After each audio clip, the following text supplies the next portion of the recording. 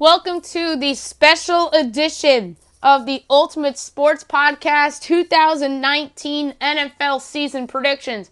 I've got a whole lot of stuff for you. Division winners, wild cards, Super Bowl awards, miscellaneous, and more. Without further ado, here we go. We are going to start in the AFC East, and the obvious choice to win this division, the New England Patriots. I have them going 12-4 on the season.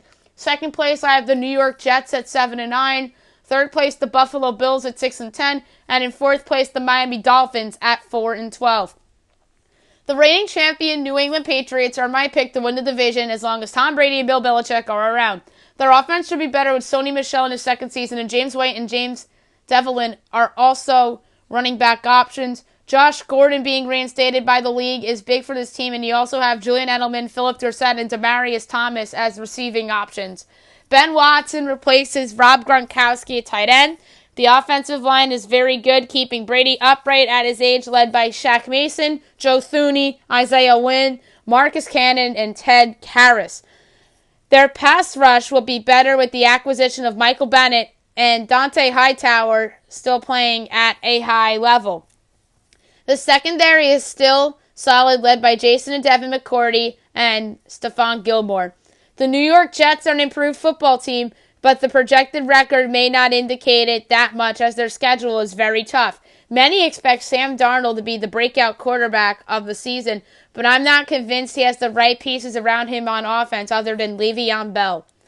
Robbie Anderson is someone who tends to make plays, but he's not an elite receiver per se. Quincy Enunwa and Jamison Crowder have shown flashes, but I don't love them either. And they have the tight end that's suspended to start the season as well, who I like, by the way. The offensive line is improved with the acquisitions of Kelechi Osemele and Kelvin Beachum. Their pass rush will be better with first-round pick Quinnen Williams manning the middle with Leonard Williams and new addition C.J. Mosley. Their secondary is solid with Jamal Adams and Marcus May, but Tremaine Johnson must be better than he was last season. The Buffalo Bills will also be improved, but they have a tough schedule ahead of them too. Josh Allen is a quarterback people expect to break out too. Devin Singletary is a promising rookie at running back to go with veteran Frank Gore. The receiving core isn't great though, with guys like Cole Beasley and John Brown, and at tight end, the free agent pickup Tyler Kroft from the Bengals. The offensive line is improved with center Mitch Morse coming over from the Chiefs. The pass rush is improved too with first-round pick Ed Oliver to go with Jared Hughes and Tremaine Edmonds. The secondary is also improved with free agent pickup Micah Hyde to go with Tre'Davious White. The Miami Dolphins are the worst team in football at the moment, as many folks think they'll tank for Alabama stud quarterback Tua Tagovailoa. Ryan Fitzpatrick won the starting job at quarterback over trade acquisition Josh Rosen, and they should give Rosen some playing time. They have a good running back duo in Kalen Ballage and Kenyon Drake. The receiving core consists of Devontae Parker, Albert Wilson, and Allen Hurns. Tight end Mike Gesicki is a popular breakout pick. The offensive line is obviously worse now with Laramie Tunsil dealt to Houston, and they got Julian Davenport a part of the Tunson deal. The pass rush isn't great outside of rookie Christian Wilkins. The secondary has a few Pro Bowlers in Rashad Jones and Xavier Howard. AFC North. I have winning the division at a record of 11-5, the Cleveland Browns. Second place with a record of 10-6, I have them getting a wild card. The AFC's number one wild card and 5 seed, the Pittsburgh Steelers. Third place in the division with a record of 7-9, the Baltimore Ravens. And the fourth place team with a record of 4-12, the Cincinnati Bengals. The Cleveland Browns are the flavor of the town in this division with some of the moves they made this offseason. Baker Mayfield is expected to be even better than he was in his rookie season. Nick Chubb and Kareem Hunt, once he comes back from his suspension, is a great running back tandem. Odell Beckham Jr. and Jarvis Landry is an excellent receiving duo, and David Njoku is a breakout candidate at tight end. The offensive line isn't that bad, led by Chris Hubbard and Joel Bitonio. Their pass rush is very good, led by Myles Garrett and new acquisition Olivier Vernon. Their secondary is pretty good with Denzel Ward, Demarius Randall, Morgan Burnett, and rookie Greedy Williams. The Pittsburgh Steelers are a team with a lot to prove after losing Le'Veon Bell and Antonio Brown. Ben Roethlisberger has a chip on his shoulders as he's nearing the end of his prime. James Conner showed that he's a starting running back in this league. Juju Smith-Schuster is already one of the best receivers in the league, and guys like Dante Moncrief and James Washington are not bad options either. Vance McDonald isn't a bad tight end either. The offensive line is among the best in the sport with Ramon Foster, Alejandro Villanueva, Marquise Pouncey, and David DeCastro leading the way. Their pass rush is sneaky good with guys like Cameron Hayward, TJ Watt, and Mark Barron. The secondary is the team's weakness, and guys like Terrell Edmonds must improve. The Baltimore Ravens won this division a season ago, but they'll take a step back. Many people expect Lamar Jackson to make a leap, but I do not love the skill position guys around him. Mark Ingram is a solid pickup to take pressure off of Jackson, but he's nearing the end of his prime. Willie Snead and Seth Roberts are supposed to be the starting receivers, but I think rookies Miles Boykin and Marquise Brown should see playing time too. Hayden Hurst should be starting at tight end, but instead it's Nick Boyle. The offensive line needs guys like Ronnie Stanley and Orlando Brown to step up alongside Pro Bowler Marshall Yanda. The pass rush will miss Terrell Suggs and C.J. Mosley, but Brandon Williams is still around. Their secondary is improved with free agent add Earl Thomas.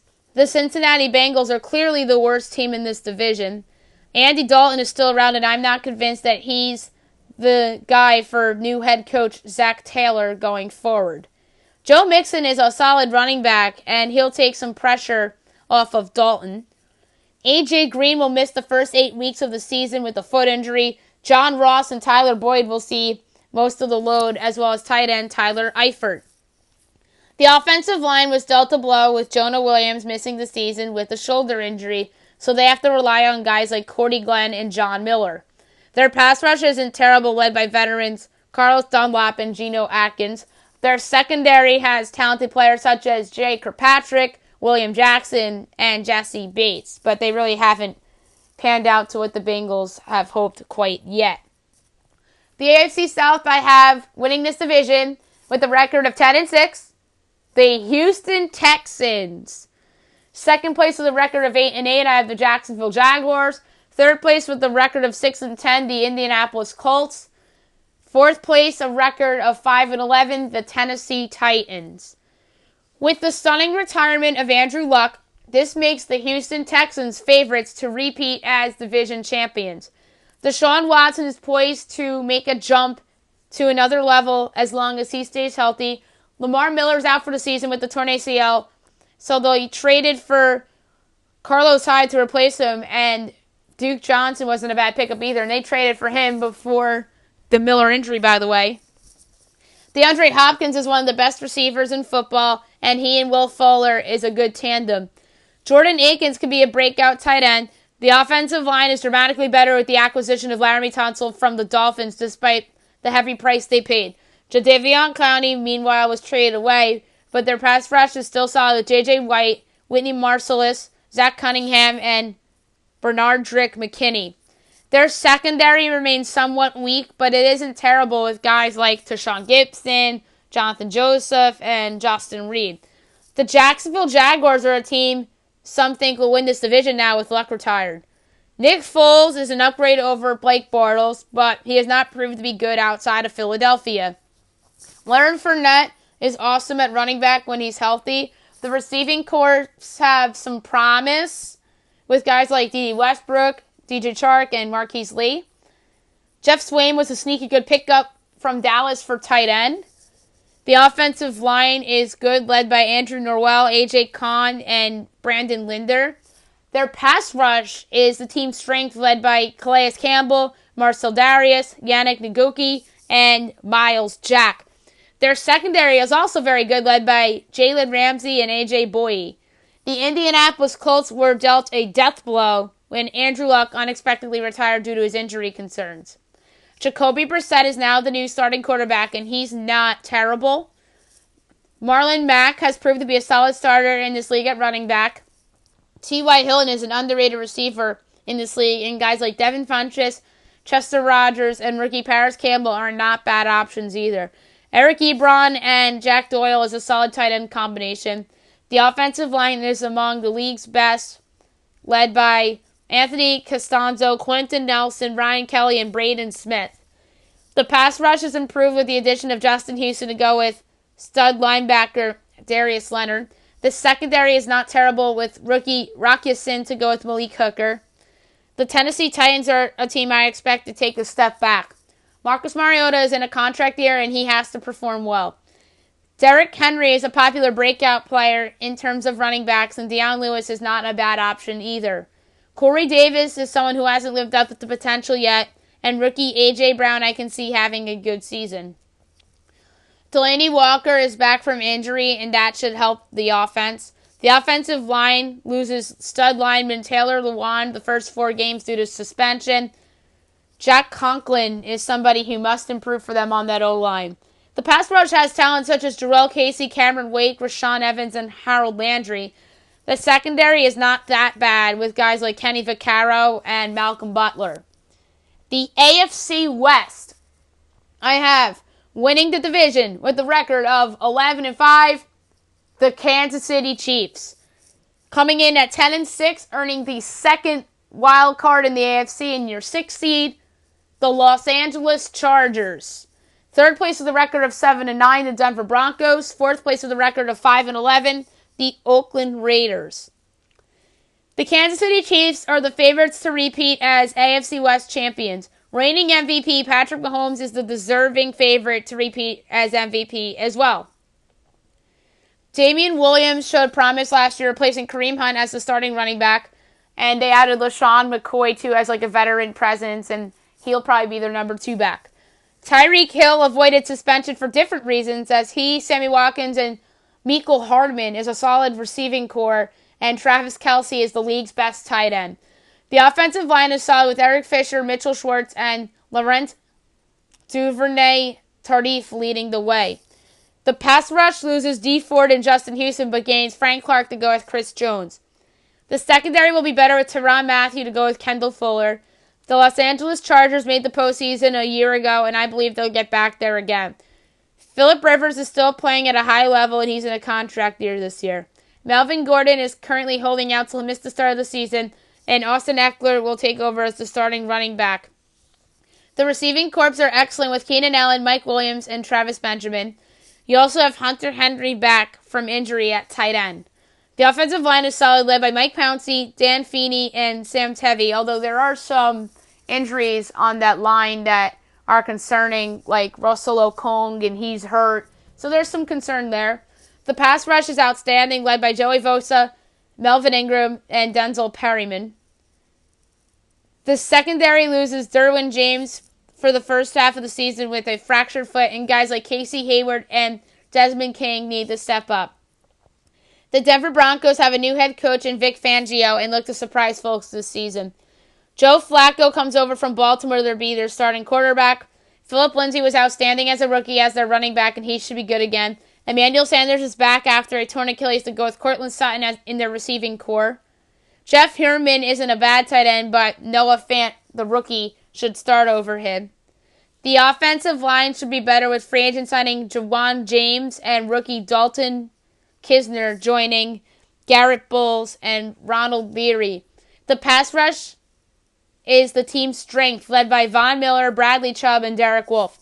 The secondary is improved with free agent pickups Bryce Callahan and Kareem Jackson joining Chris Harris. The Oakland Raiders are a team that's just a mess in terms of drama. Derek Carr is somebody that's being paid a lot of money to be the Raiders franchise quarterback, but he might be a guy that's not John Gruden's going forward. Josh Jacobs will be in the conversation for Offensive Rookie of the Year. It was just announced that Antonio Brown will be suspended by the Raiders for his antics on social media and all the problems that he's brought to the team. And he comes over from Pittsburgh, and the other drama is obviously the frostbites and him wanting a new helmet, or not wanting a new helmet. Tyrell Williams was a smart pickup that comes over from the Chargers, and rookie Hunter Renfrow will help them too in the slot. Darren Waller is supposed to be their starting tight end, but it should be Foster Moreau. The offensive line isn't bad with Colton Miller, Rodney Hudson, and free agent signing Trent Brown. The pass rush isn't good whatsoever, and rookie Clelin Ferrell was overdrafted. Vontaze Burfict is another veteran that has a bad reputation. The secondary adds LaMarcus Joyner from the Rams to join Carl Joseph and Garyon Conley. The NFC East, winning the division at a record of 10-6, the Dallas Cowboys. Coming in at second place with a record of 10-6 and earning a wild card spot, the number 5 seed in the NFC playoffs, the Philadelphia Eagles. Third place with a record of 6-10, I have the Washington Redskins, and in fourth place with a record of 5-11, the New York Giants. The Dallas Cowboys won this division a year ago, and they're my pick to repeat. The newly paid Ezekiel Elliott is back, and Dak Prescott wants to prove Jerry Jones he deserves the money too. Amari Cooper wants to be paid too, and the team also has Michael Gallup and Randall Cobb as receiving options. Jason Witten is out of retirement, and I believe he can still produce at tight end. The offensive line is one of the best in the sport, led by Tyron Smith, Zach Martin, Travis Frederick, and La'el Collins. The pass rush is much improved from last year's, with DeMarcus Lawrence, Jalen Smith, and Leighton Vander Esch leading the way. The secondary isn't bad either, with Byron Jones and Chidobe Azui. The Philadelphia Eagles are 18 months removed from a Super Bowl victory, but if they are to go back there, Carson Wentz must stay healthy and produce. They still do their running back by committee with Jordan Howard, rookie Miles Sanders, and Darren Sproles. Deshaun Jackson is back with the team, and he, Alshon Jeffrey, and Nelson Aguilar make a solid receiving core. Zach Ertz is arguably the NFC's best tight end. The offensive line is very good, led by Lane Johnson, Jason Peters, Jason Kelsey, and Brandon Brooks. Their pass rush is solid, led by Fletcher Cox, Derek Barnett, and Malik Jackson. The secondary isn't all that great, with guys like Malcolm Jenkins and Ronald Darby. The Washington Redskins are a team that's in a bit of a rebuilding transition phase. Case Keenum is their starting quarterback, but it's a matter of when, not if, first-rounder Dwayne Haskins eventually becomes their starter. Darius Geis is back from a torn ACL, and he'll have an impact, and Adrian Peterson is still on the roster. The receiving core is among the worst in football, with Paul Richardson, Trey Quinn, and rookies Terry McLaurin and Kelvin Harmon. Jordan Reed is a solid tight end, but he's dealing with concussion issues, and now you're looking at veteran Vernon Davis starting at that position. Without Trent Williams due to his holdout, the offensive line is bad outside of Brandon Scherf. The pass rush is decent, led by Jonathan Allen, Deron Payne, and Ryan Kerrigan. The secondary should be better, with free agent addition Landon Collins to go with Josh Norman. The New York Football Giants are a team that's starting to rebuild.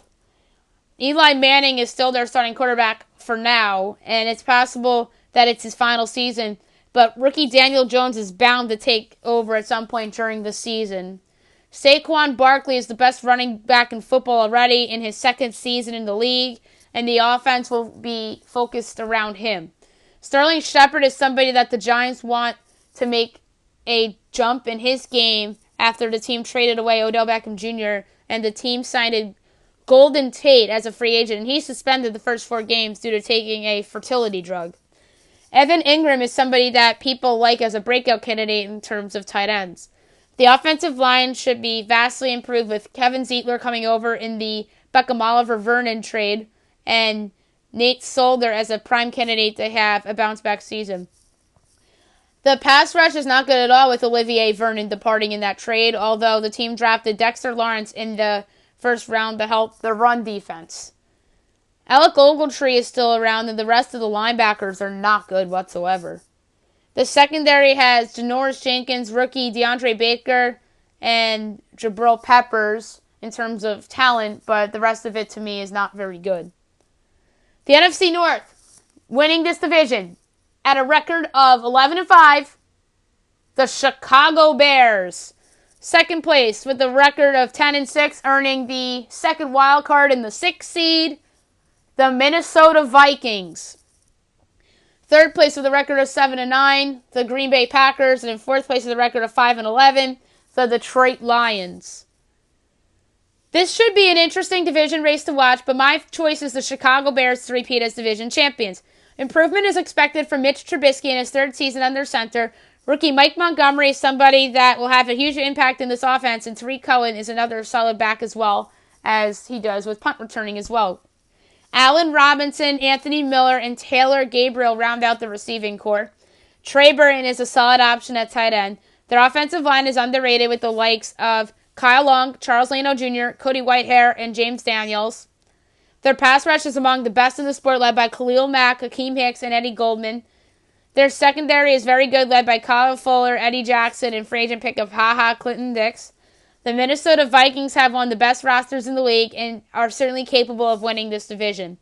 Kirk Cousins is somebody famously known for not being able to perform well against quality teams, but he's not a bad quarterback per se. Dalvin Cook is poised to have a breakout season in the backfield. Adam Thielen and Stephon Diggs is the best wide receiving duo in the league, and Kyle Rudolph is an underrated tight end. Their offensive line is improved with the drafting of Garrett Bradbury. Their front seven is among the best in the league, led by Emerson Griffin, Danielle Hunter, Anthony Barr, and Linval Joseph. The secondary is very good, led by Harrison Smith, Xavier Rhodes, and Trey Waynes. The Green Bay Packers have a new head coach in Matt LaFleur, and I'm interested to see what he brings to the table. Aaron Rodgers is still around, and he's somebody that wants to have a great season without injuries. Aaron Jones is slated to start at running back. Devontae Adams is an excellent receiver, and Marquez Valdes-Scantling is somebody that can have a breakout season. Jimmy Graham is a tight end that is past his prime, and Mercedes Lewis may see time this year, too, at that position. The offensive line has some great players there, such as David Bakhtiari and Brian Bulaga. The front seven loses Clay Matthews, but it gains Preston Smith and Desarius Smith to go with Kenny Clark. The secondary adds former Bear Adrian Amos to go with Kevin King, Jair Alexander, and rookie Darnell Savage Jr. The Detroit Lions are a team that I don't expect to be very good in Matt Patricia's second season. Matthew Stafford is still around, and he always puts up solid stats. Kerryon Johnson is someone that showed flashes as a rookie last season at running back. Kenny Golladay and Marvin Jones are your starting receivers. Rookie tight end TJ Hockenson is somebody that can give this offense a new and different look. The offensive line is not that terrible with guys like Taylor Decker and Frank Regno. Their pass rush improves with the addition of Trey Flowers to go with Damon Harrison. The secondary is not very good, although they have Darius Slay. That's made some Pro Bowls. The NFC South, winning this division with a record of 12-4, the New Orleans Saints. Second place coming in with a record of 9-7, the Atlanta Falcons. Third place with a record of 7-9, the Carolina Panthers. And in fourth place with a record of 5-11, the Tampa Bay Buccaneers. The New Orleans Saints are the team to beat in this division, and I expect them to win it for the third straight season. Drew Brees is getting up there in age, but he's going to have a great year, and I expect him to have a great year. Alvin Kamara is one of the best multi-purpose backs in the game. Michael Thomas is one of the best receivers in the league, and Ted Ginn Jr. and Keith Kirkwood will get some yards too. Jared Cook is solid at tight end. The offensive line is one of the best in the sport with Andres Pete, Ryan Ramczyk, Larry Wofford, Terran Armstead, and rookie center Eric McCoy. The pass rush is solid, led by Cameron Jordan, Sheldon Rankins, and Marcus Davenport. Their secondary is average with guys like Marshawn Lattimore, Eli Apple, and Marcus Williams. The Atlanta Falcons are a team that has had some bad injury luck the last two seasons, and I think they are a team that can hang in the playoff race. Matt Ryan quietly had a fantastic season last year, and he's poised for another big season with Dirk Cutter back as offensive coordinator. Devontae Freeman is somebody that's awesome running the ball. They have a nice receiving trio with Julio Jones, Calvin Ridley, and Mohamed Sanu. Austin Hooper is a solid tight end as well. The offensive line is nothing to be super excited about, but Jake Matthews finally made a Pro Bowl last season, and Alex Mack is a solid center. The pass rush is pretty solid with guys like Vic Beasley, Garrett Jardy, and Takaris McKinley. The secondary is sneaky great when healthy with guys like Desmond Trufant, Keanu Neal, and Isaiah Oliver.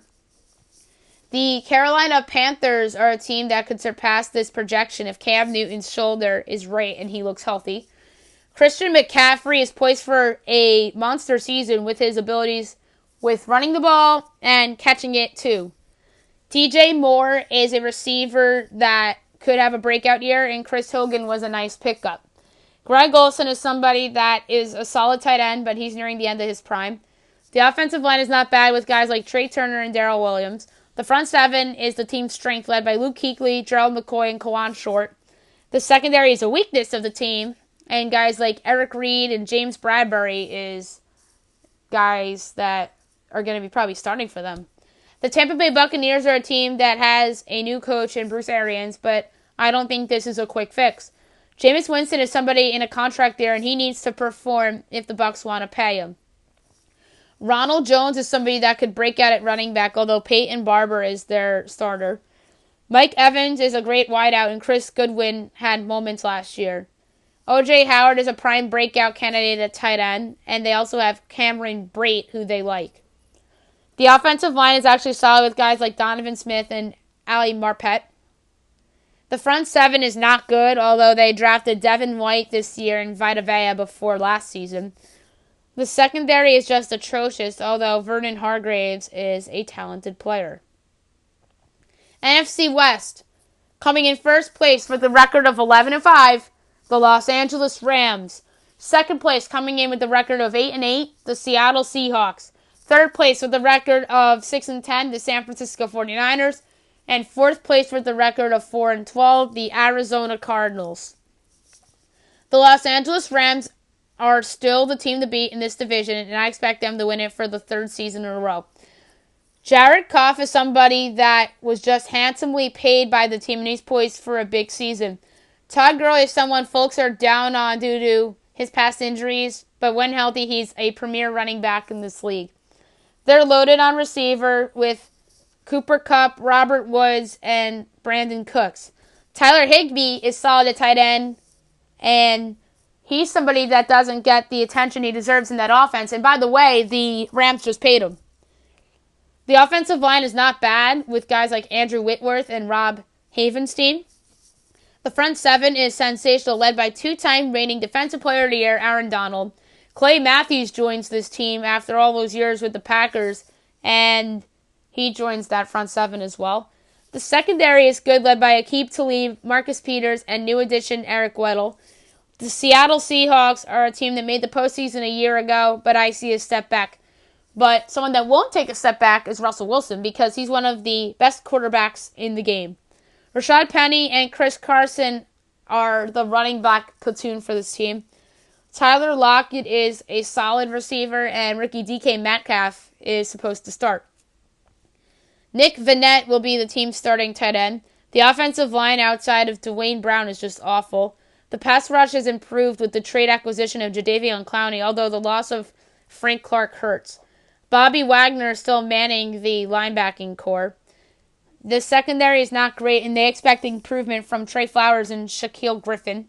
The San Francisco 49ers are a team that people have high hopes for, but I still see flaws with this roster. Jimmy Garoppolo must have a big season and stay healthy, and it's never easy to come off an ACL injury. Jerick McKinnon is injured again, so Matt Breida and Tevin Coleman will see running back reps. Dante Pettis had moments last season, and rookies Deebo Samuel and Jalen Hurd will be relied on, as well as veteran Marquise Goodwin. George Kittle had a breakout year at tight end a season ago, and he should be better with Garoppolo back. The offensive line is solid with Joe Staley, Weston Richburg, and Mike McGlinchey. The pass rush adds Dee Ford to go with DeForest Buckner. The secondary is still the team's weakness, and Richard Sherman is not the same guy as he was with the Seahawks. The Arizona Cardinals are the worst team in the NFC, and there are some major concerns for Cliff Kingsbury in his first season. Number 1 overall pick, Kyler Murray, should be exciting to watch in his rookie season. David Johnson is somebody that's been injured over the last few years, but he's awesome when healthy. Christian Kirk is a good breakout candidate at receiver, and veteran Larry Fitzgerald is still around. Veteran Charles Clay is starting for them at tight end. The offensive line is among the worst in the sport, and guys like Justin Pugh, Marcus Gilbert, and DJ Humphries need to step up. The front seven has some players, though, such as Chandler Jones, Terrell Suggs, and Jordan Hicks. Patrick Peterson is missing the first half of the season the first 6 games of the season with the PED suspension, so guys like Budda Baker and rookie Byron Murphy must step up in the secondary. The playoffs will start in the AFC with the wild card. You have the 6th seed Los Angeles Chargers versus the 3 seed Cleveland Browns.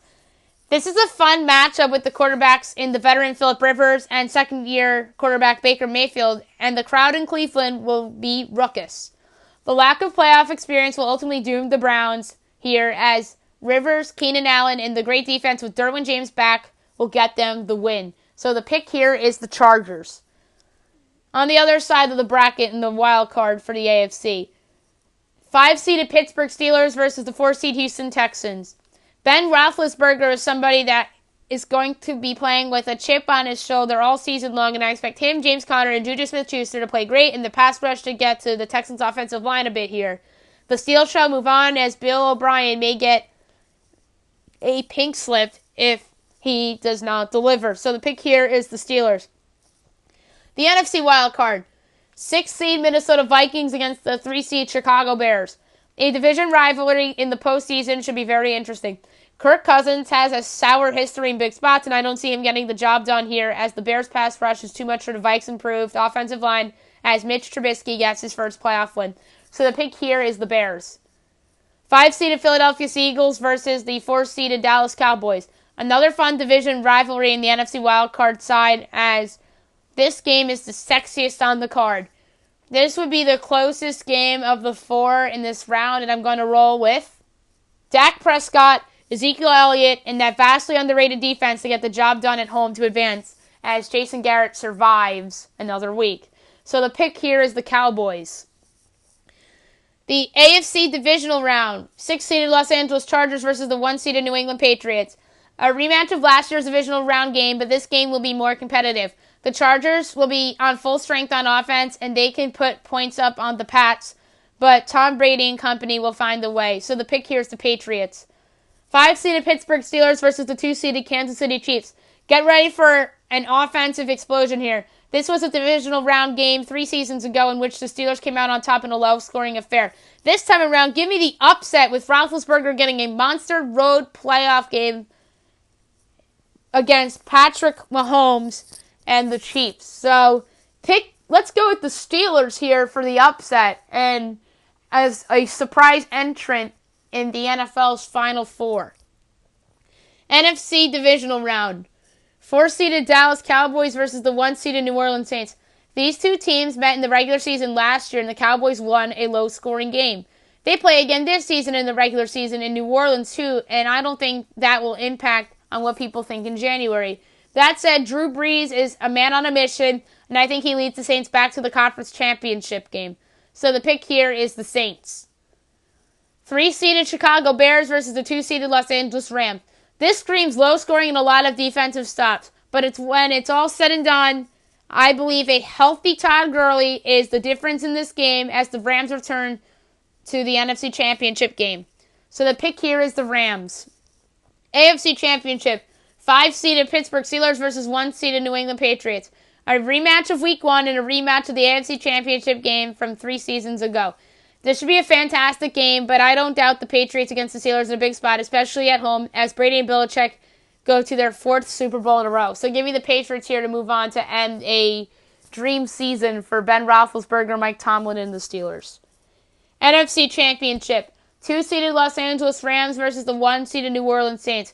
Here we are again with these two teams back in the NFC title game for the 2nd consecutive season. We all know how this game ended and what should have happened. The Saints have revenge on their mind, and I think they advance to their first Super Bowl in a decade. So give me the Saints here to advance at home over the Rams. Super Bowl 54. The Roman numeral is LIV. You have your AFC 1 seeded New England Patriots against your NFC 1 seeded New Orleans Saints. A matchup that Fox will love, featuring two Hall of Fame bound quarterbacks in Brady and Breeze and two Canton bound coaches in Belichick and Sean Payton.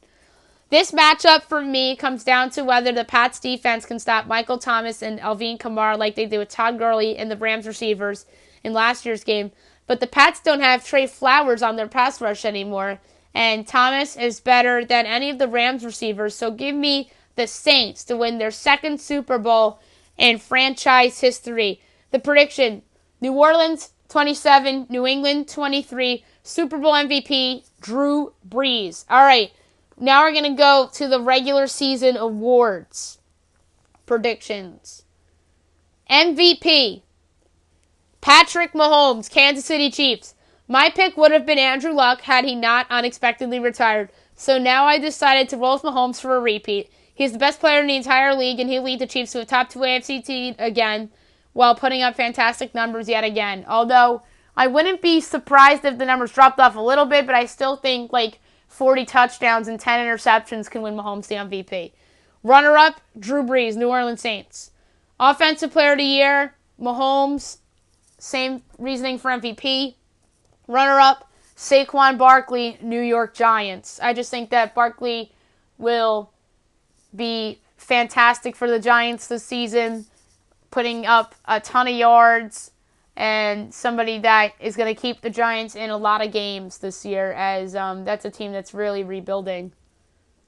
Defensive Player of the Year, Aaron Donald, Los Angeles Rams. This is Donald's award to lose as he remains healthy. He is an absolute monster in the Rams front seven, and he'll take this award home for the third straight season. Runner-up, Khalil Mack, Chicago Bears.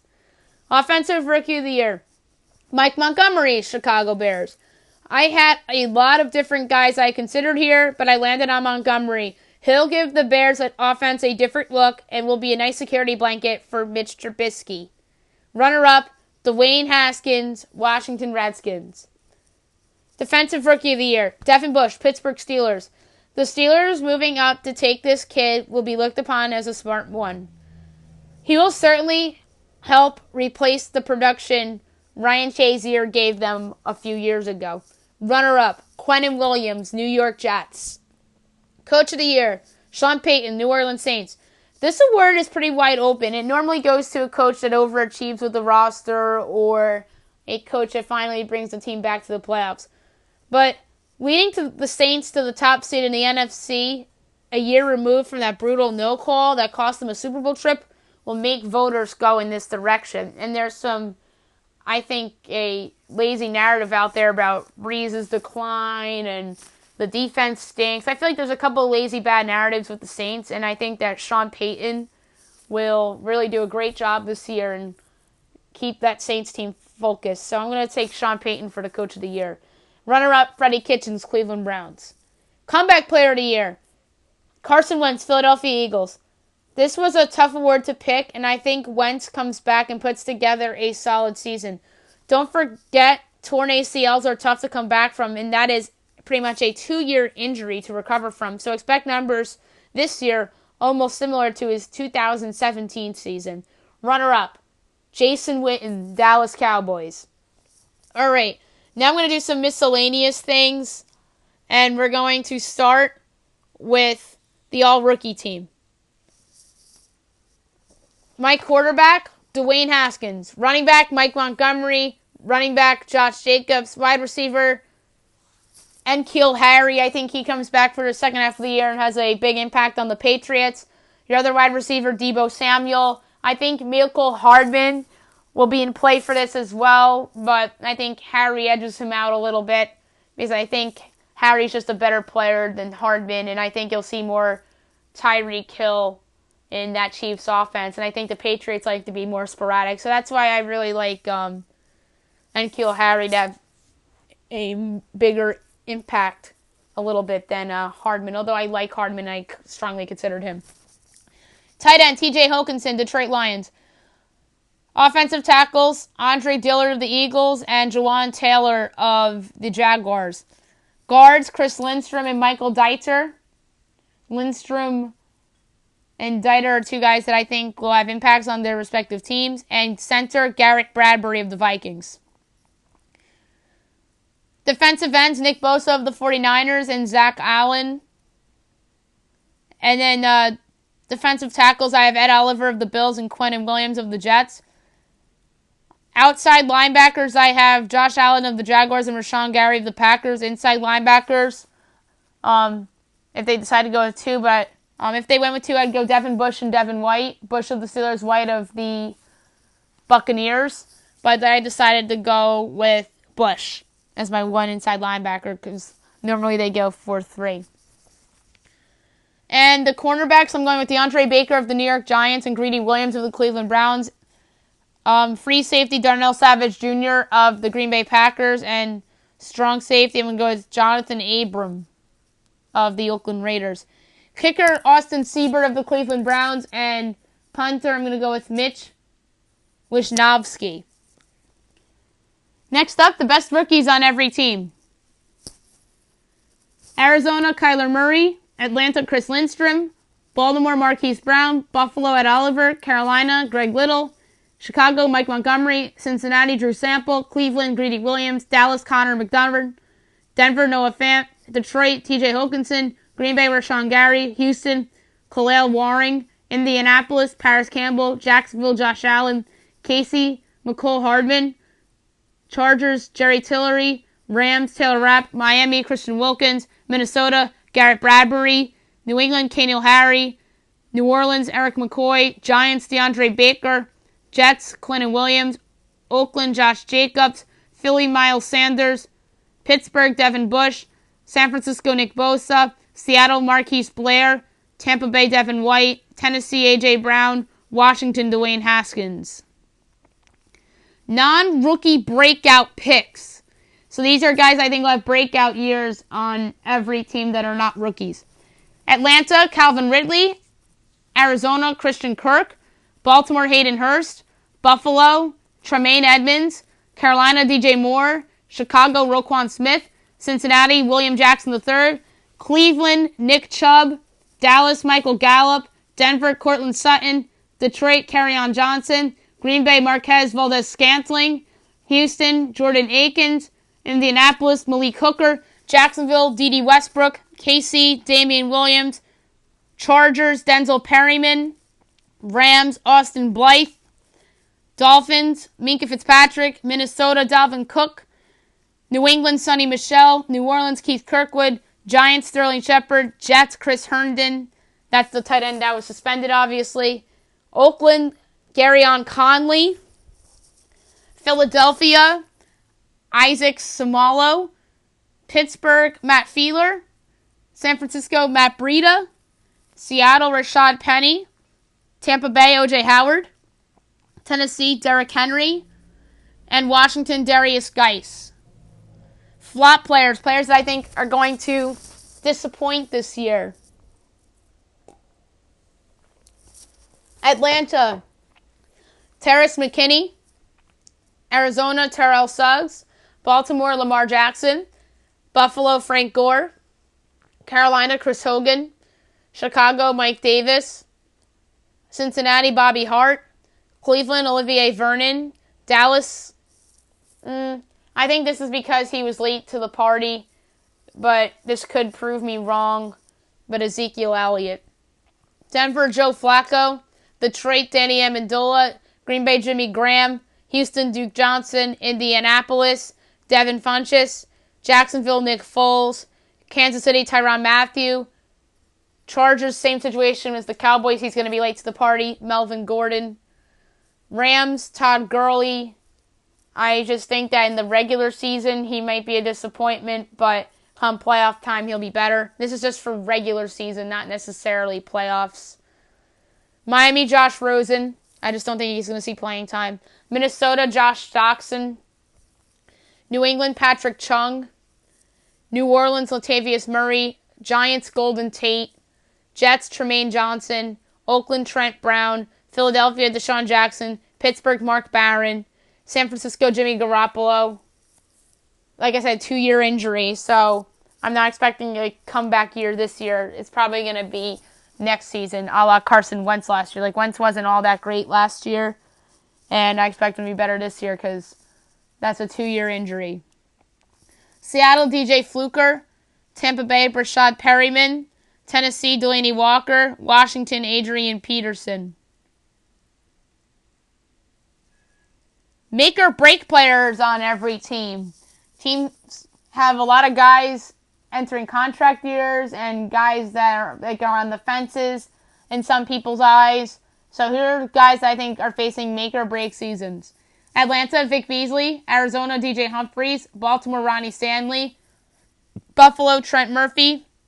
Carolina, Shaq Thompson. Chicago, Prince Amukamara. Cincinnati, Andy Dalton. Cleveland, Greg Robinson. Dallas, I initially had La'el Collins penciled in, but he just got paid. So instead, I'm going to go with former first-round pick Taco Charlton. Denver, Jeff Heuerman. I suggested that Noah Fant should be their starting tight end. So that guy, I think, is a little bit on the hot seat there. Detroit, A'Shawn Robinson. Green Bay, Mason Crosby. He was almost cut, so that's why he was my pick for a make-or-break year. Houston, Nick Martin. Indianapolis, Clayton Geathers. Jacksonville, Avery Jones. KC, Kendall Fuller. Chargers, Dontrell Inman. Rams, Dante Fowler. Miami, Devontae Parker. Minnesota, Kirk Cousins. New England, Danny Shelton. New Orleans, Sheldon Rankins. The Giants, Alec Ogletree. The Jets, Leonard Williams. Oakland, Derek Carr. Philadelphia, Nelson Aguilar. Pittsburgh, Bud Dupree. San Francisco, Solomon Thomas. Seattle, Jermaine Ifedi. Tampa Bay, Jameis Winston. Tennessee, Marcus Mariota. And Washington, Josh Norman. Players facing the most pressure this year. Atlanta, Julio Jones. That guy has not been scoring touchdowns as much as he'd like, so there's some pressure on him. Arizona, Kyler Murray. It's just the unfortunate situation that their expectations are so high. You're the number 1 overall pick, so of course there's going to be a lot of pressure on you to deliver. Baltimore, Lamar Jackson. Buffalo, Josh Allen. Carolina, Cam Newton. Chicago, Mitch Trubisky. By the way, not everybody's a quarterback on this list. Cincinnati, Andy Dalton. Cleveland, Odell Beckham Jr. That guy comes over in the trade from the Giants with all the trash talking about the Giants, and he wouldn't get over his divorce with the Giants. He needs to shut up and perform to help the Browns get over the hump. Dallas, Dak Prescott. Denver, Joe Flacco. Detroit, Matt Stafford. Green Bay, Aaron Rodgers. Houston, Deshaun Watson. Indianapolis, Jacoby Brissett. Jacksonville, Nick Foles. Kansas City, Frank Clark. He obviously came over in that trade, and they paid a heavy price to get him. You could have said Houston for Laramie Tunsil, but I just think Watson's just under a lot of pressure this year. Rams, Jared Goff. He just got paid, so we have to live up to that contract now. Miami, Josh Rosen. That just depends on his playing time. New England, Tom Brady. New Orleans, Marcus Davenport. They traded up for him a few years ago, so obviously he would be the choice there. Giants, Eli Manning. It's a matter of when, not if, they go to Daniel Jones.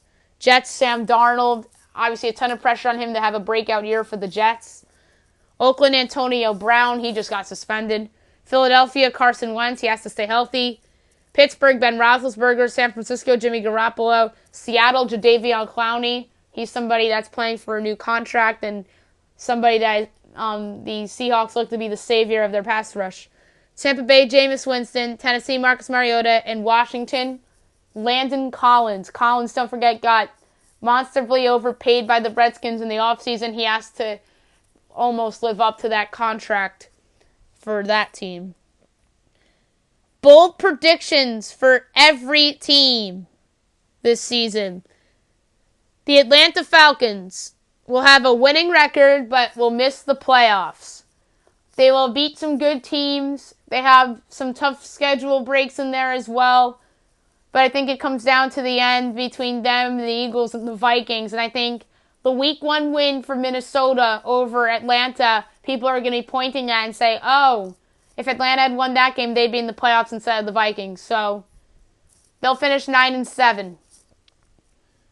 The Arizona Cardinals, Kyler Murray does not finish in the top 3 for Offensive Rookie of the Year. I think that his offensive line's going to hurt him.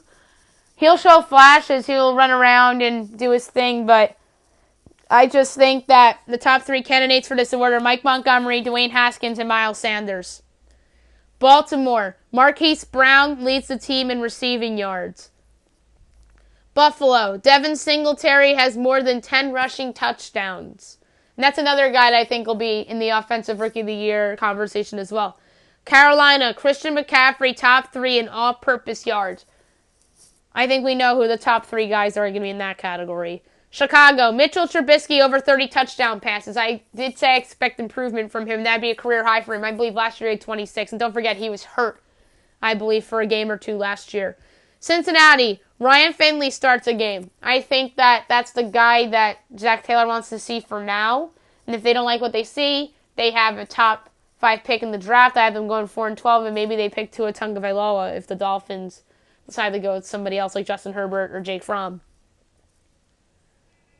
The Cleveland Browns, Odell Beckham Jr. and Jarvis Landry both finished with over 1,000 receiving yards.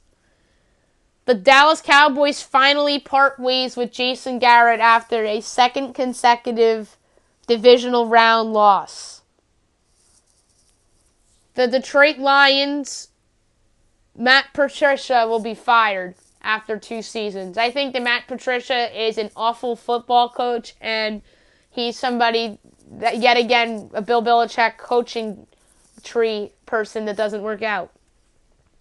The Denver Broncos, Drew Lock does not see the field this year. He's currently on the IR with the injury, and I don't think Joe Flacco will have a good year per se, but I think Flacco does start all 16 games because I think that Denver wants to try to be competitive this year.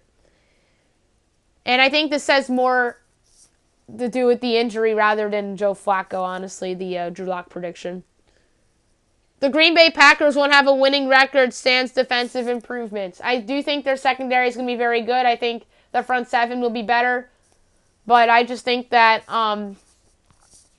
there will be some issues with Rodgers and the new coach, and they are in a very good division, too. So I just don't see them making the postseason this year, and I think that the Packers are a team that's going to be scratching their heads after the season. The Houston Texans, Laramie Tunsil proves to be the most impactful offseason move. This guy is a stud left tackle. Stud. Yes, we all know what happened with the smoking mask on draft night, but he put that behind him, and he really was a steal for the Dolphins and where they picked him. A ton of teams probably regret passing on him at the 2015 draft. The Indianapolis Colts, T.Y. Hilton will not be in the top 15 in receiving yards. I just think that 15 other receivers will have better years than T.Y. Hilton, and part of that is because of the Luck retirement. Not that I'm not sold on Jacoby Brissett.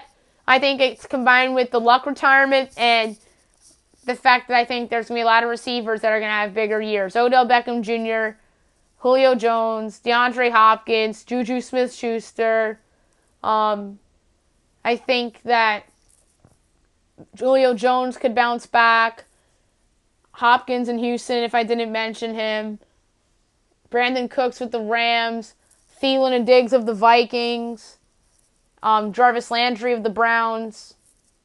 I just think there's a lot of guys that are going to have great years, and Hilton will finish like 16th or 17th in receiving yards. Jacksonville Jaguars, Leonard Fournette does not play all 16 games. There's been a lot of reports saying that he's healthy and ready to go, but that guy's injury prone, so I think he'll miss some time this year. The Kansas City Chiefs, you heard it already, Patrick Mahomes repeats as MVP. There's a lot of people think that he's bound for regression. Not me. The Los Angeles Chargers, Melvin Gordon comes back mid-season, but doesn't look like himself.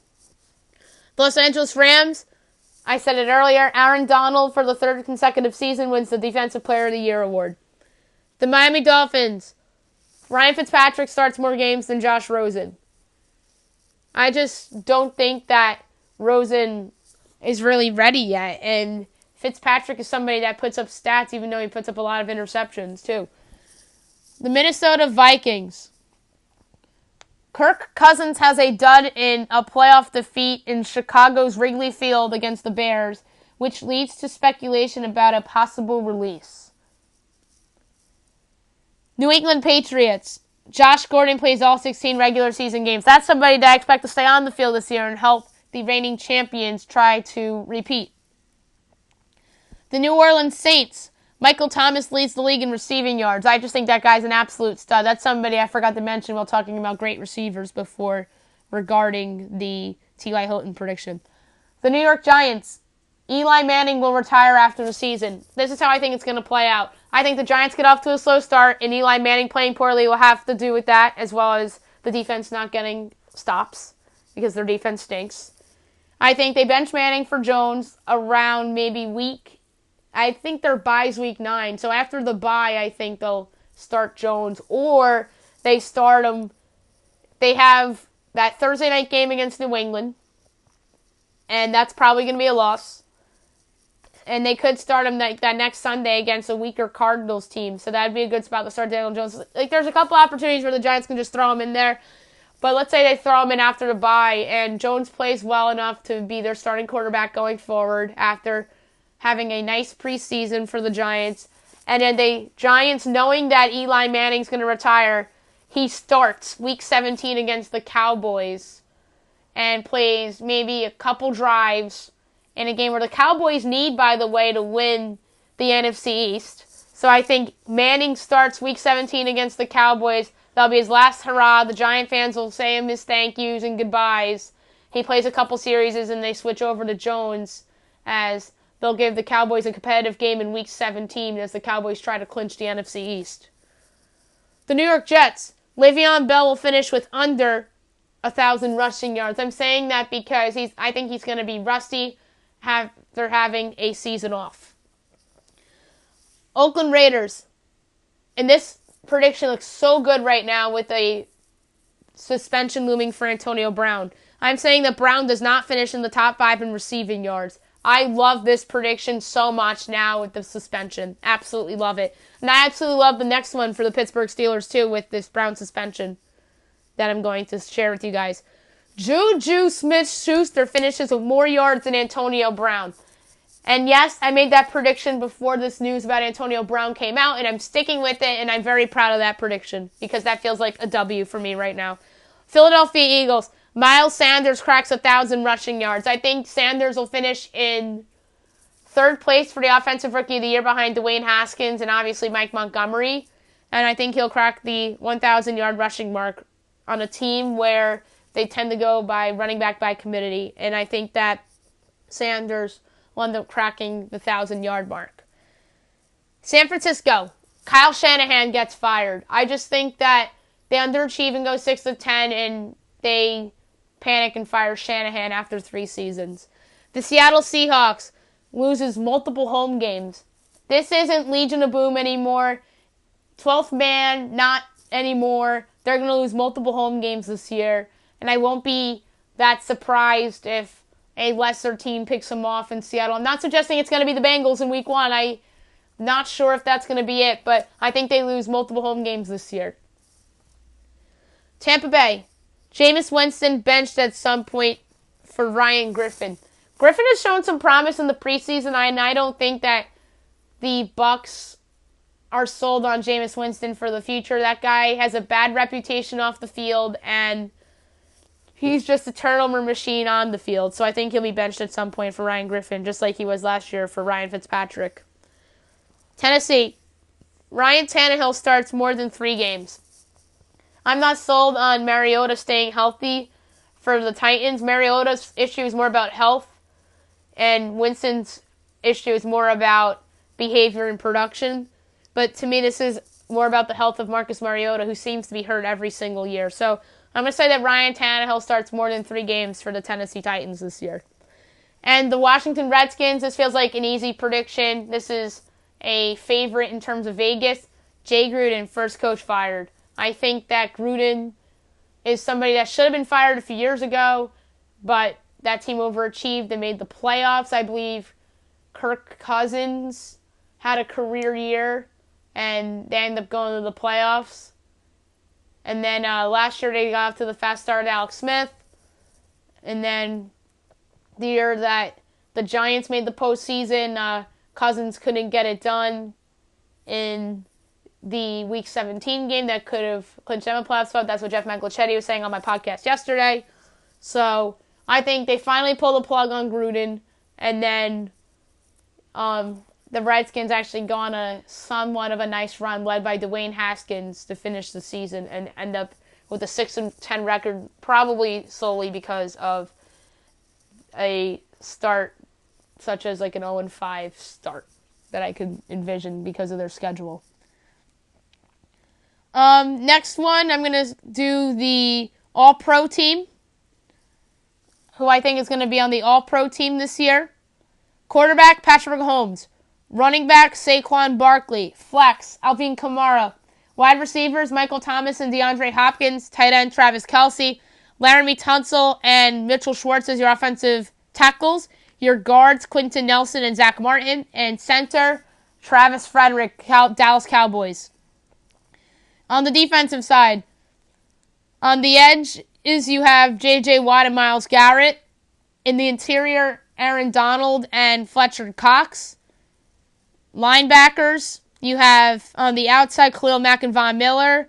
And then I'm going to give you two inside linebackers, Darius Leonard and Luke Kuechly. And the one that will probably end up making the team, if they go with one linebacker, they'll go with Leonard, I'm going to say.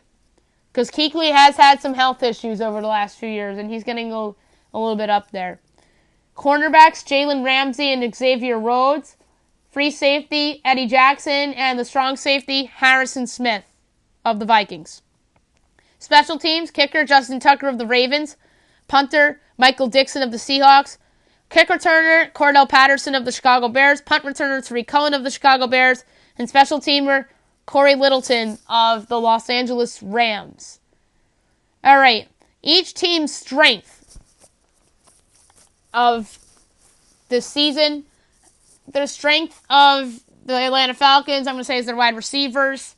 They have Calvin Ridley, who I think is poised for a breakout, Julio Jones, and they have Mohamed Sanu there as well.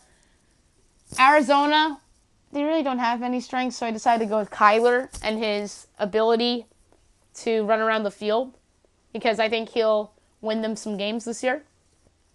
Baltimore, I'm going to say the secondary with Earl Thomas coming in there to go with Jimmy Smith.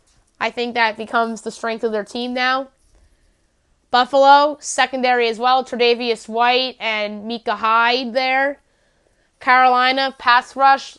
And really the front seven in general. Luke Kuechly and Kawan Short. You got there. And a couple free agent ads. Chicago, pass rush, Khalil Mack. You have Akeem Hicks. You have the linebackers in Leonard Floyd and Roquan Smith. Cincinnati running backs, you have Giovanni Bernard as your two-back who showed some promise throughout his career, but they drafted Joe Mixon and he's their lead guy now. Cleveland receivers, Odell Beckham Jr., Jarvis Landry, and then Antonio Callaway, who was suspended the first couple games of the year due to PEDs. Dallas Cowboys, offensive line, Zach Martin, Travis Frederick, Tyron Smith, La'el Collins, and then you have the guy they drafted last year. I'm just blanking on his name, but that's a great offensive line there in Dallas, and that's still the strength of their team. Denver Broncos, the pass rush, led by Von Miller and Bradley Chubb. Detroit, tight ends, you have Jesse James there, the former Steeler, and you obviously have the rookie T.J. Hockenson. Green Bay, secondary, you have Darnell Savage, you have Jair Alexander, you have Kevin King there, and you have Adrian Amos. That's a freaking great secondary. Houston, the front seven is just sensational, even though they lost to Jadeveon Clowney. You have J.J. Watt. You have a lot of other guys that can step up for the Texans as well. Indianapolis offensive line, you have Anthony Costanzo, Ryan Kelly, and obviously Quentin Nelson there, and Braden Smith.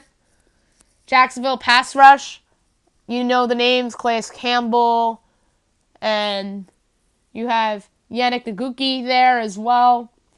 Kansas City, Mahomes. What else is there to say about the strength of the Kansas City Chiefs? He is the Kansas City Chiefs.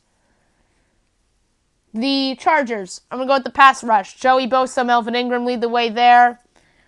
The Rams, receivers. You have Cooper Kupp, you have Robert Woods, and you have Brandon Cooks.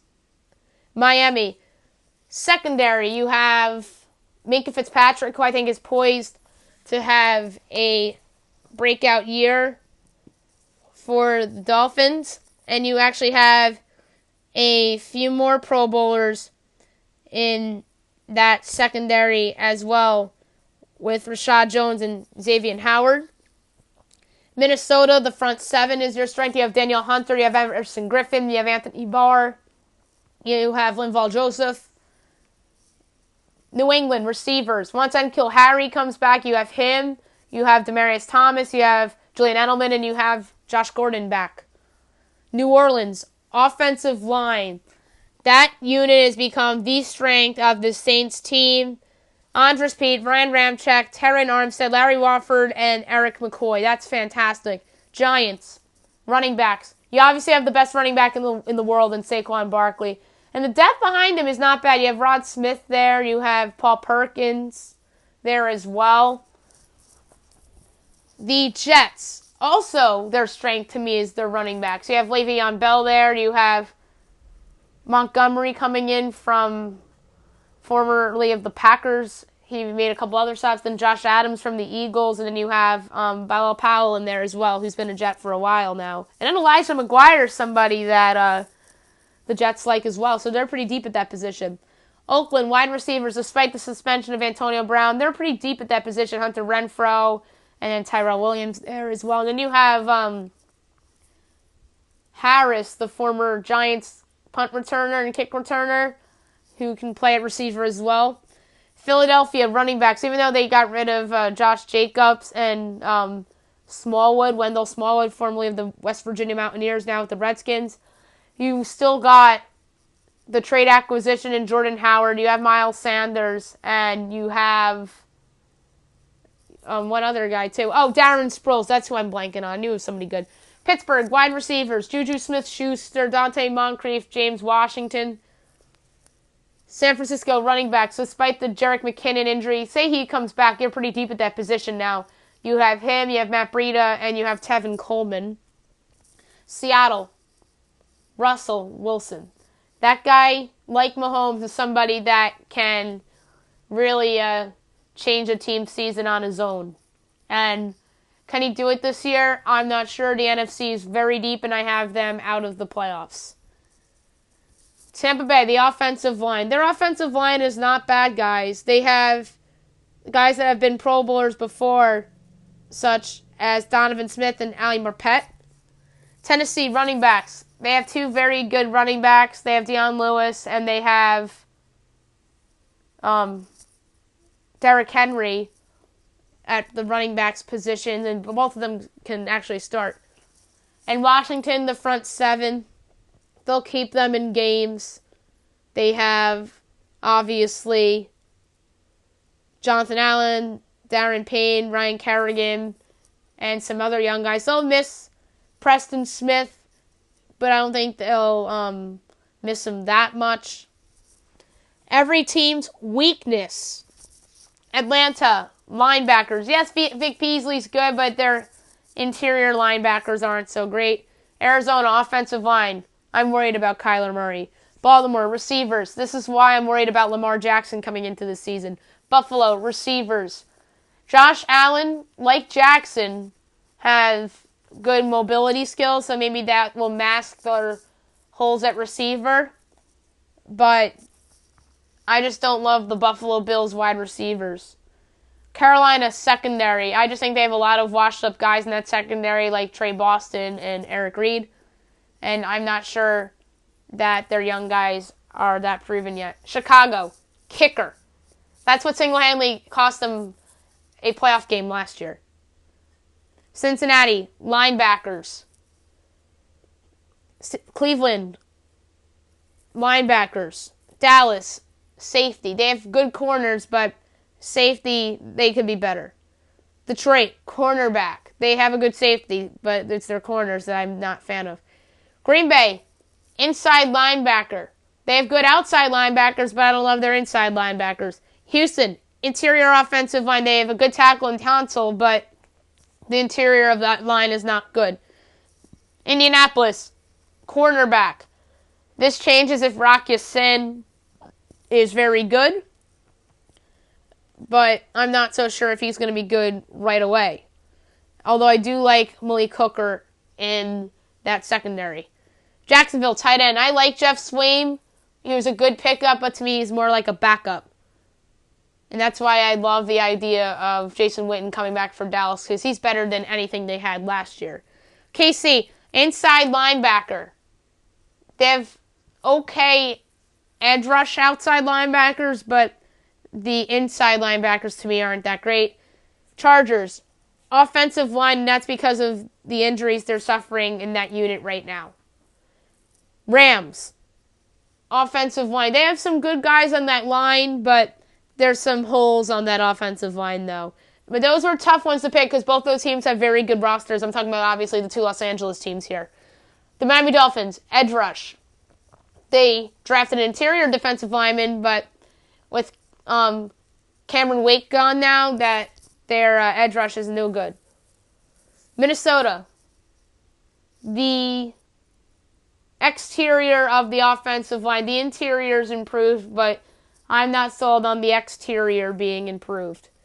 New England, interior defensive line. Danny Shelton is supposed to be starting for them on the interior D-line, and he's somebody that really hasn't lived up to expectations in the National Football League. New Orleans, interior defensive line. Sheldon Rankins is somebody that's on that D-line. He's a nice player, but they have no stars on the interior of the D-line, although Cameron Jordan is on the edge rush, and he's pretty good, as we know. The New York Giants, linebackers. Yes, you could have gone quarterback with Eli, but they have Daniel Jones ready to go if he struggles, so I decided to go with linebackers. Outside of Alec Ogletree, who's had some moments, their linebackers absolutely stink. The Jets, edge rush. Leonard Williams has not really panned out yet in the NFL, so that really is their key weakness. Oakland, linebackers. They've had some nice linebackers on the roster, like Bruce Irvin was on their roster last year, but their linebackers to me are not very good. That's why I think you could have made a case for them to draft Devin White instead of Clelin Ferrell. Philadelphia, cornerback. That's no disrespect to Ronald Darby, who's a nice player, but the Eagles, they have a good roster. But this is a weaknesses segment. And like the Dallas Cowboys, their safeties are not terrible, but that's just the weakest part of their team. Philadelphia, I just think that corner's their weakest spot. Not that Ronald Darby stinks. It's just that they could do better than that. Pittsburgh, safety. I think Terrell Edmonds is somebody under pressure this year to make a jump. And I just think that their secondary is just weak in general with guys that are just not good like Artie Burns or guys that are just past their primes like Joe Hayden. San Francisco, their secondary as a whole. I talked about how I think Richard Sherman's washed up earlier, and that's an area that I thought they failed to address this offseason. Seattle, offensive line. Dwayne Brown's good, but the rest of the unit sucks. Tampa Bay, edge rush. Jason Pierre-Paul's lost for, I think, a majority of the season, but they just really don't have an edge rush to me. And they got rid of Gerald McCoy, too, but he's an interior guy. And they have some good linebackers like Devin White, and they have Levante David, but the rest of their edge rushers stink. Tennessee, Receivers, yes, A.J. Brown could be good and put up a solid season. Corey Davis could make that jump, but Corey Davis never made any jump of any sort. And Washington receivers as well. They got rid of Josh Doctson. He went to the Vikings. And Paul Richardson is supposed to be starting at receiver for that team. And he was a backup on the Seahawks Super Bowl team from 2014-15. So that's obviously the weakness for the Washington Redskins. Couple more fun things for you before we go. Obviously, the Ringers' Bill Simmons has a thing called the Ewing theory, where you take away a very good or a great player from your team, and the team's automatically better without their contributions. So, here's some Ewing theories for you guys. Not every team has one, it's only certain teams. The Baltimore Ravens, C.J. Mosley, is that defense all of a sudden better without C.J. Mosley? Chicago, is their offense going to be better with Jordan Howard? That's a good one. Green Bay, Clay Matthews. Yes, he's not the same player as he used to be, but he's somebody that's still solid and meant a lot to that Packers organization. And I think that's a good one, too, especially if the front seven is better. Houston, Jadeveon Clowney. I think that's a real good one. Indianapolis, Andrew Luck. I think that's the most obvious one out there if the Colts end up having a good season.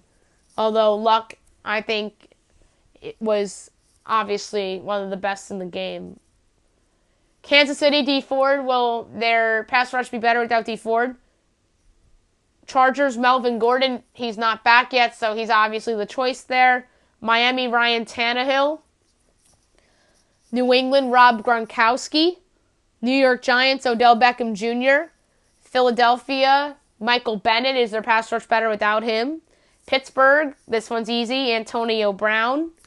Seattle, Frank Clark. Is their interior defense better without Frank Clark? And in Washington, Trent Williams on the offensive line. So there's a couple Ewing theory candidates out there, and obviously another one for the Houston Texans could have been Lamar Miller, but to me the bigger loss was Jadeveon Clowney in the trade.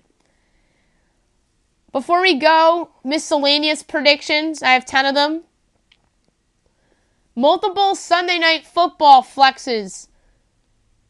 On October 6th, right now it's penciled in for Colts Chiefs. That's going to be taken away, obviously, because of the Luck retirement. And they're going to replace it with Falcons Texans. December 8th, Seahawks at the Rams. I just don't think the Seahawks are going to be in the contention the whole year, and they're going to remove it for Panthers-Falcons. I just think the Falcons are going to be a good watch this year and get off to a good start, and maybe they falter at the end here. More than 5 coaches fired during or after the season. Jay Gruden, Jason Garrett, Matt Patricia, Ron Rivera, Kyle Shanahan, John Harbaugh. I think he and the Baltimore Ravens part ways at the end of the year. Bill O'Brien and Mike Mularkey. The Houston Texans will hire a GM in season. I don't know when that's going to be, but I have a feeling they hire a GM in season. The Tennessee Titans and the Tampa Bay Buccaneers draw speculation about the future of their picks from the 2015 draft and Jameis Winston and Marcus Mariota, as both those teams will pick in the top 6 of the 2020 NFL Draft. All 8 last place projected teams make a trade to make themselves worse, or to tank essentially, or to get assets for somebody they don't need. Janoris Jenkins of the Giants, Damon Harrison of the Lions, Cameron Brate of the Buccaneers, Patrick Peterson of the Cardinals, Kenyon Drake of the Dolphins, Carlos Dunlap of the Bengals, Deion Lewis of the Titans, and Doug Martin of the Raiders. I think those 8 players will be traded at the deadline this year. Every Sunday during the season, there's that weird story that breaks on a morning pregame show that gets buzz. Happens every single year.